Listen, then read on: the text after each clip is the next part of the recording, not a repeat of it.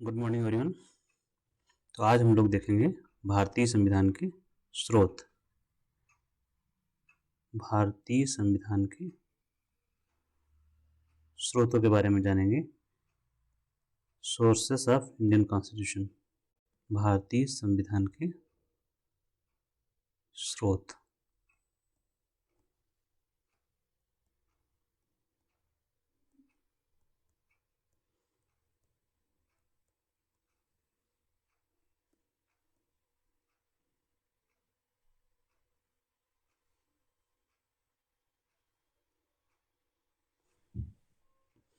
Sources of Indian constitution.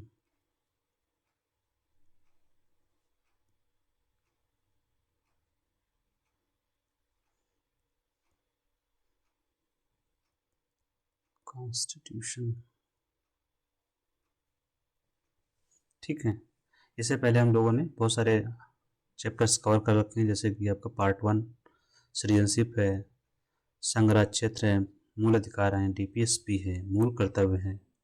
ये सारा हम लोगों ने कवर कर रखा है, प्रस्तावना भी कवर कर लिया है। अब हम लोग यहाँ पर हैं भारतीय संविधान के स्रोत के बारे में। तो इसका मतलब क्या है, मतलब या अर्थ लिखो सीधे। भारतीय संविधान का स्रोत का मतलब है कि संविधान हमारा कहाँ कहाँ से प्रेरित है। संविधान में जो चीजें ली गई हैं कहाँ कहाँ से मतलब देश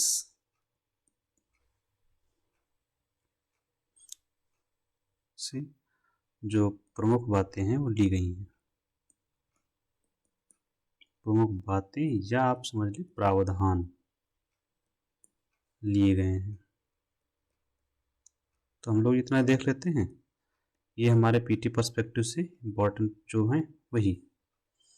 तो सब लगभग हम लोग 9 देश हैं जहाँ से मेजर चीज़ें ली गई, तो हम एक एक करके देखते हैं, ठीक है। तो पहला हम लोग देखते हैं हमारा ब्रिटेन। ब्रिटेन जिनका शासन रहा हमारे पास हमारे ऊपर 200 साल का,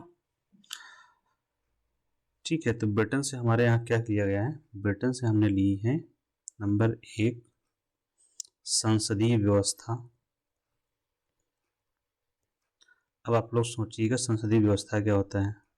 संसदीय व्यवस्था यही है कि जो लोकसभा हमारी जो लोकसभा, राज्यसभा और जो कार्यपालिका है, तो कार्यपालिका उत्तरदायी होती है, मतलब प्रधानमंत्री सहित कार्यपालिका के समेत मंत्रिमंडल लोकसभा के प्रति क्या है, उत्तरदायी है। ये उसका एक लक्षण है, जैसे कि ब्रिटेन में भी यही है, वहाँ प्रधानमंत्री जो लोकसभा है वहाँ की उसके प्रति उत्तरदायी होता है। दूसरा क्या होता है कि जो कार्यपालिका होती है, कार्यपालिका मतलब प्रधानमंत्री समेत मंत्रिमंडल, कार्यपालिका विधायिका का हिस्सा होती है या विधायिका से बनती है। अमेरिका के जैसा नहीं, कार्यपालिका अलग है विधायिका अलग है, ठीक है। दूसरा, ब्रिटेन से एकल नागरिकता का प्रावधान लिया गया है। एकल नागरिकता, ठीक है। एकल नागरिकता क्या होती है, जैसे भारत में है कि हम भारत के नागरिक हैं। किसके नागरिक हैं, भारत के। यही है एक एकल नागरिकता। अमेरिका में जैसे क्या, वहाँ डुअल सिटीजनशिप, जैसे डुअल सिटीजनशिप से तात्पर्य होता है डबल दोहरी नागरिकता, कि राज्य की नागरिकता भी है, मतलब जैसे कि अमेरिका में है तो पता लगता है कि आप कैलिफोर्निया के भी नागरिक हैं और अमेरिका के भी नागरिक हैं, ये है। जैसे अमेरिका में दोहरी नागरिकता है, जैसे अमेरिका में दोहरी नागरिकता है, ठीक है। भारत में हम लोग ये नहीं है कोई केरला का नागरिक है, कोई यूपी का नागरिक है, कोई एमपी का नागरिक है, ऐसा नहीं है। हम भारत के नागरिक हैं, ये है सिंगल सिटीजनशिप। इसके अलावा क्या लिया गया है ब्रिटेन से, विधि निर्माण प्रक्रिया, विधि निर्माण प्रक्रिया मतलब कानून बनाने की जो प्रक्रिया है। विधि का मतलब होता है कानून, विधि निर्माण की प्रक्रिया। ठीक है, कानून बनाने की, इसे संसद में जब लोकसभा में कानून पेश किया जाएगा, फिर जो पास होगा, फिर राष्ट्रपति के पास जाएगा, ये सब चीज़ें वहाँ से ली गई। चौथा है रिट। रिट के जो प्रकार हैं वो वहीं से लिए गए हैं। रिट कितने प्रकार की हैं? 5। तो इस तरह से हमारा ब्रिटेन खत्म होता है। अगला हम देखते हैं संयुक्त राज्य अमेरिका।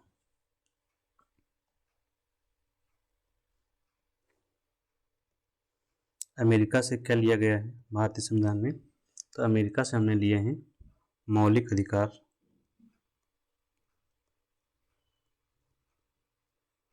क्या लिए हैं? मौलिक अधिकार या मूल अधिकार, इंग्लिश में fundamental right.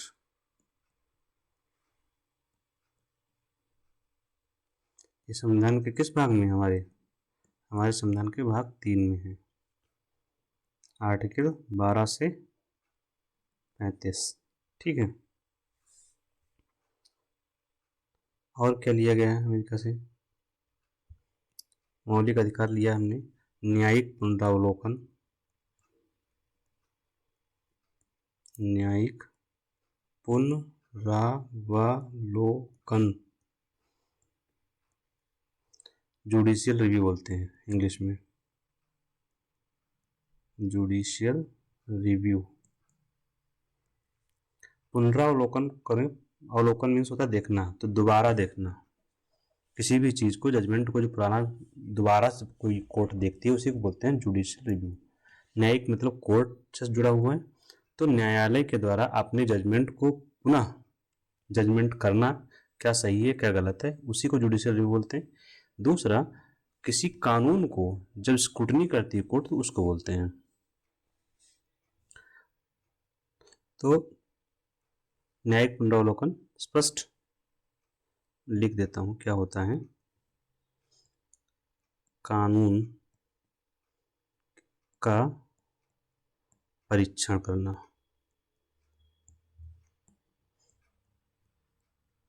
Bye supreme court या हाई कोर्ट, यही है जुडिशियल रिव्यू।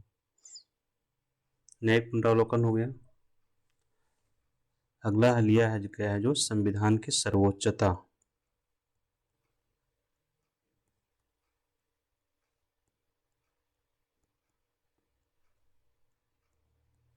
मतलब संविधान ही सबसे ऊपर है, उसके ऊपर कोई नहीं है, उसके ऊपर कोई नहीं है, मतलब कुछ भी अगर कानून बनेगा तो वो संविधान के दायरे में चुक होगा। ठीक है, इसके बाद न्यायपालिका की स्वतंत्रता है, जैसे भारत में न्यायपालिका क्या है, स्वतंत्र है, तो ये भी वहीं से लिया गया है।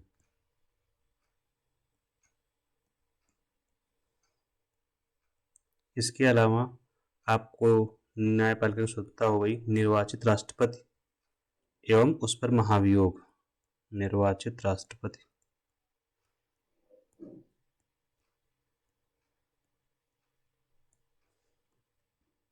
एवं उस पर महाभियोग।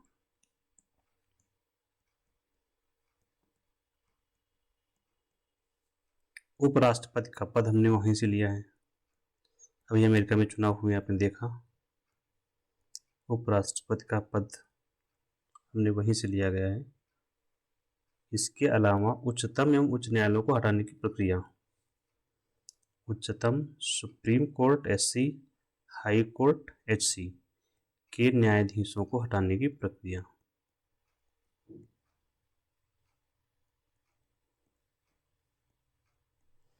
न्यायाधीशों को हटाने की प्रक्रिया। और लास्ट है आपका वित्तीय आपात, इतना हमने अमेरिका से लिया है। जो आपसे पूछा जाता है इसमें जो ज़्यादा ध्यान देने योग्य है आपका, मोस्ट इम्पोर्टेंट है, वो आपका मौलिक अधिकार, दूसरा आपका जुडिशियल रिव्यू इम्पोर्टेंट है, न्यायपालिका की स्वतंत्रता, संविधान की सर्वोच्चता और उपराष्ट्रपति का पद कभी कभी आ जाता है। ठीक है, अगला हम लोग देखते हैं Ireland,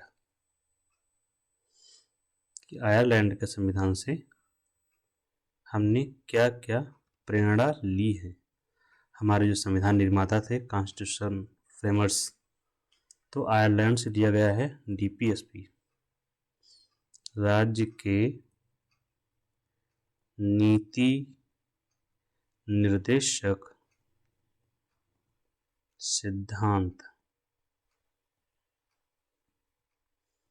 DPSP, directive principles of state policy, हमारे संविधान कौन से भाग में है? भाग 4, ये हम लोग पढ़ चुके हैं। ठीक है, इसके अलावा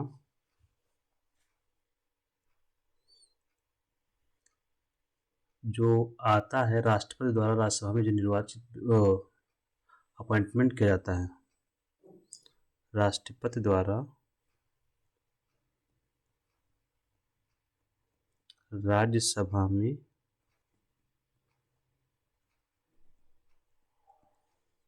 की जाने वाली नियुक्तियां,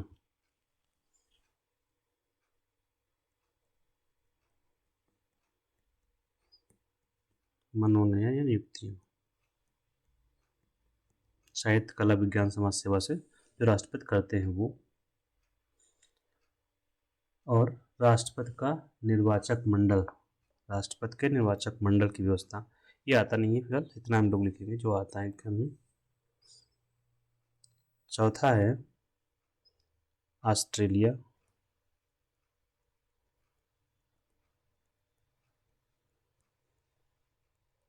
तो ऑस्ट्रेलिया से क्या लिया गया है? ऑस्ट्रेलिया से लिया गया है पहला, प्रस्तावना की भाषा। प्रस्तावना हमने भी लास्ट क्लास की है, उसमें देख लीजिएगा। तो क्या है प्रस्तावना? हम भारत के लोग भारत को एक संपूर्ण प्रभुत्व संपन्न समाजवादी पंथ निरपेक्ष लोकतांत्रिक गणराज्य बनाने के लिए यह प्रस्तावना आगे तक जाती है अपनी। तो उसकी जो भाषा है वो लिया है हमने ऑस्ट्रेलिया से। ठीक है, यह प्रस्तावना क्या होती है? संविधान का जो इंट्रोडक्शन होता है वही है। और ऑस्ट्रेलिया से क्या लिया हुआ है? समवर्ती सूची,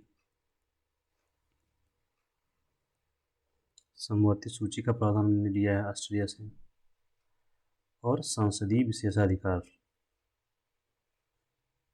संसदीय सूची और संसदीय विशेषाधिकार आपको जो प्राप्त है,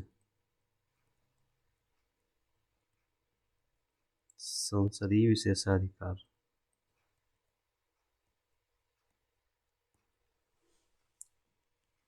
केंद्र और राज्यों के बीच संबंध, सेंटर स्टेट रिलेशन,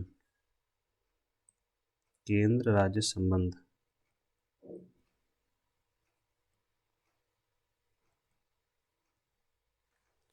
तो इसमें से जो इम्पोर्टेंट है, आप प्रस्तावना की भाषा और समवर्ती सूची विशेष रूप से पूछा जाता है। ठीक है, इसके बाद हम लोग देखते हैं जर्मनी से क्या लिया गया है। तो जर्मनी ने हमको क्या दिया है? आपातकाल के जो लागू होता है उसके दौरान जो राष्ट्रपति को मौलिक अधिकार से संबंधित शक्तियां हैं, आपातकाल के दौरान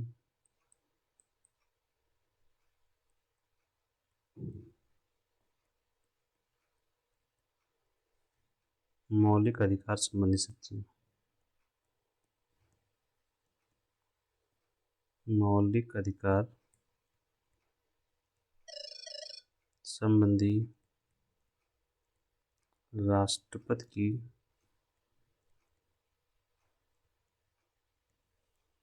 शक्तियां। ठीक है, तो एक ही है जर्मनी से जो पूछा जाता है और बहुत ही रेयर आता है, याद कर लेंगे तो बेहतर रहेगा। कनाडा सबसे ज़्यादा इससे आता है क्वेश्चन।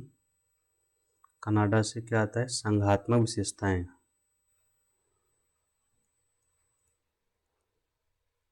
संघात्मक विशेषताएं, संघात्मक व्यवस्था आप लिख सकते हैं। ये हमने कनाडा के संविधान से लिया हुआ है। अवशिष्ट शक्तियां,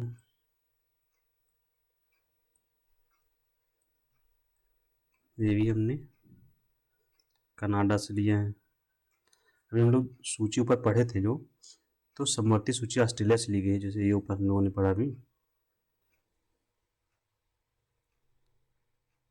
तो ये समवर्ती सूची जो ऑस्ट्रेलिया से ली गई है, इसके बारे में एक चीज़ है, सूचियाँ कितनी हैं हमारे पास? 3 हैं। एक संघ सूची, दूसरी समवर्ती, और तीसरी है राज्य सूची। ठीक है।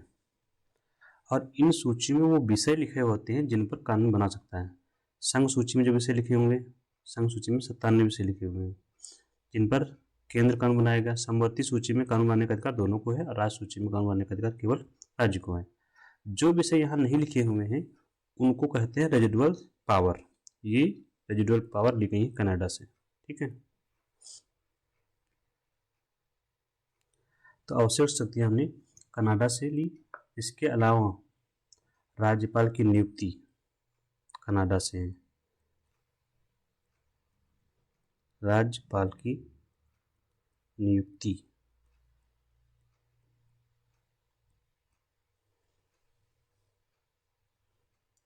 इसी के साथ हमारा कनाडा खत्म होता है। यहाँ पर कनाडा में आपको जरूरी है संघात्मक विशेषताएं और अवशिष्ट शक्तियां, विशेष रूप से पूछा जाता है। ठीक है। अगला है हमारा साउथ अफ्रीका।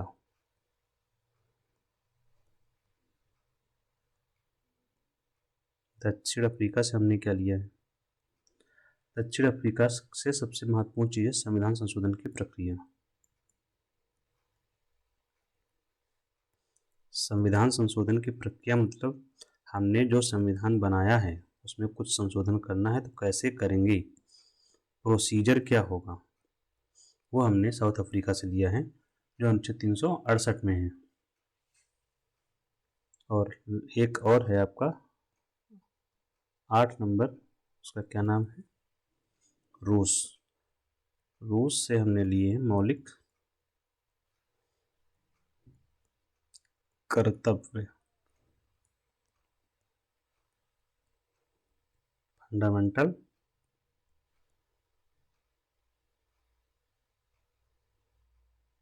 ड्यूटीज।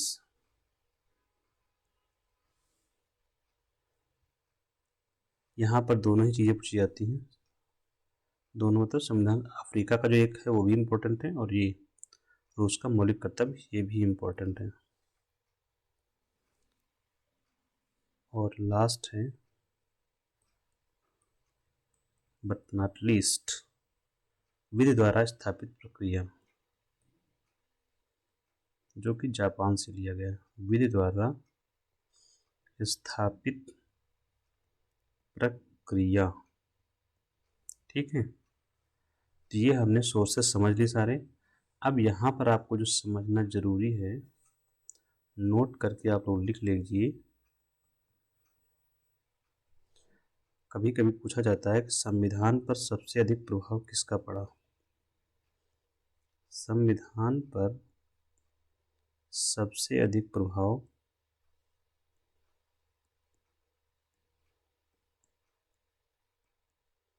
किसका है?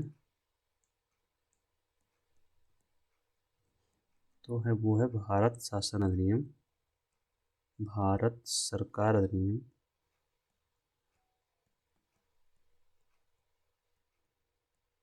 आज़ादी से पहले जो कानून बना था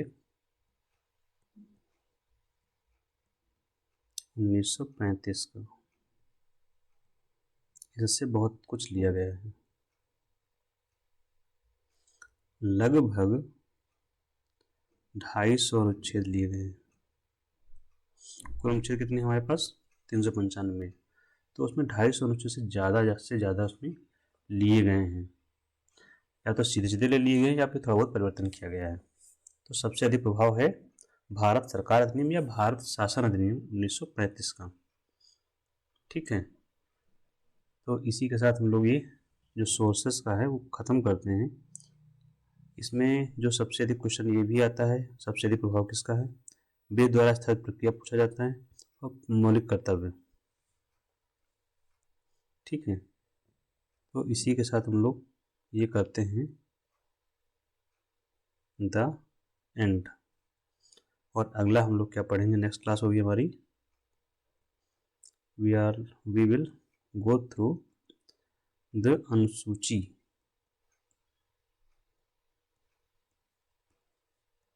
ठीक है, अनुसूचियाँ कितनी हैं, 12। तो यही हम लोग पढ़ेंगे अगली क्लास में। Thank you.